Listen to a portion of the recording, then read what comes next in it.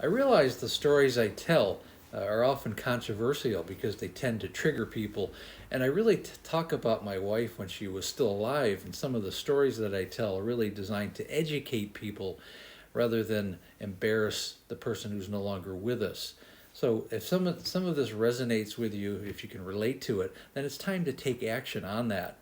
This next story I have to say, is probably one of the most difficult of all. So stick around. Hi, my name is Andrew Culkin, and if some of these stories really relate to you or are relatable in your own life, it's probably time to schedule a breakthrough call. Link is just above in the link tree.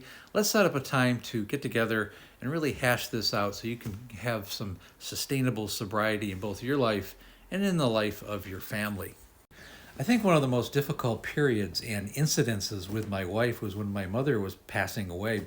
It would have been July of 2015, and my wife had already cleaned out my dad's liquor cabinet when we were at the hospital, so I realized I needed to get her out of town for a while. We took a side trip from Syracuse, New York, where my father lived. We went down to Gettysburg and then Washington, D.C., and my son and I went into the Smithsonian Institute to check things out for a day, and my wife wanted to stay back in the car. And what I didn't realize is she had hidden 2 bottles of wine in her suitcase I didn't know anything about. And when we came back, she was completely passed out in the front seat 2 hours later.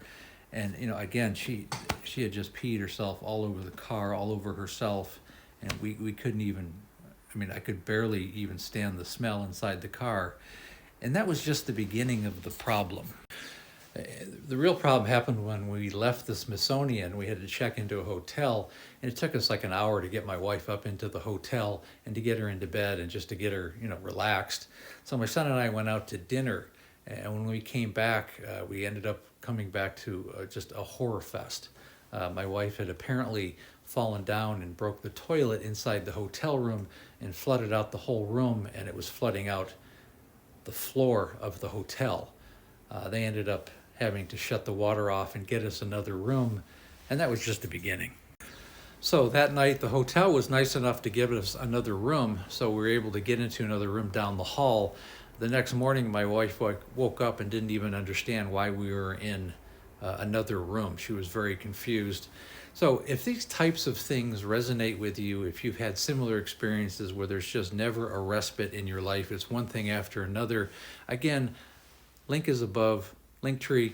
Let's schedule a time and let's get this thing figured out for you and your family. Again, thanks for listening.